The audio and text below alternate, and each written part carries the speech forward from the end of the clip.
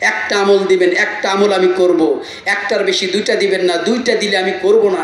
একটা আমল দিবেন, আর একটা আমলই যেন আমাকে জান্নাত পর্যন্ত পৌঁছায় দেয়।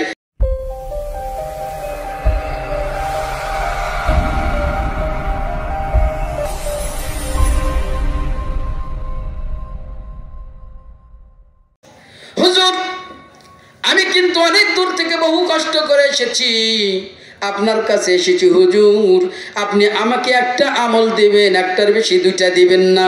একটা আমল দিবেন, আমি একটা আমলই করব। একটার বেশি দুইটা দিলে কিন্তু আমি করব না। এমন একটা আমল দিবেন আপনি, যে আমলটা করার কারণে আমি আল্লাহ পাকের জান্নাতে যেতে পারবো। সুবহানাল্লাহ বলেন। তাহলে এরকম আমল আমাদের জানা দরকার আছে না নাই? জোরে বলেন, দরকার আছে না নাই? তাহলে এইরকম একটা আমল যদি আমরা পাই, তাহলে আমরা কোথায় চলে যাব? জোরে বলেন, কোথায়? জান্নাত। আমার ভাইয়েরা, বিশ্বনবী জনাব মুহাম্মদুর রাসূলুল্লাহ সাল্লাল্লাহু আলাইহি ওয়াসাল্লাম ওই আগন্তুক ব্যক্তিকে একটা আমল দিলেন। কয়টা? জোরে বলেন, কয়টা? একটা আমল দিলেন। বিশ্বনবী বললেন, আত্তাকুল্লাহ, ও আগন্তুক ব্যক্তি, তুমি সবসময় আল্লাহকে ভয় করে চলবে। কাকে ভয় করে? জোরে বলেন, কাকে? আল্লাহকে ভয় করে চলবে। কিন্তু উনি শর্ত দিয়েছেন, একটা আমল দিবেন, একটা আমল আমি করব। একটার বেশি দুইটা দিবেন না, দুইটা দিলে আমি করব না। একটা আমল দিবেন, আর একটা আমলই যেন আমাকে জান্নাত পর্যন্ত পৌঁছায় দেয়। বলেন সুবহানাল্লাহ। বিশ্বনবী বললেন, আত্তাকুল্লাহ, আল্লাহকে ভয় করে চলবে। আমার ভাইয়েরা, বাজারে আমার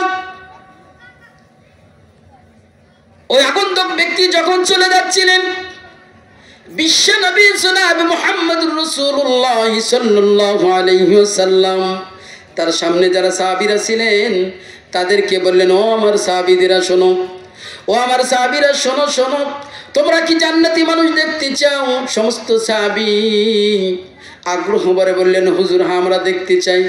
কারণ জান্নাতি মানুষ কে না দেখতে চায়? তা বলছেন কে? জোরে বলেন, কে বলছেন? বিশ্বনবী বলছেন, হুজুর, আমরা দেখতে চাই। বিশ্বনবী জনাব মুহাম্মদুর রাসূলুল্লাহ সাল্লাল্লাহু আলাইহি ওয়াসাল্লাম বললেন, আমার কাছে একজন আগন্তুক ব্যক্তি এসে তিনি একটা আমল চেয়েছেন। কয়টা? জোরে বলেন, কয়টা?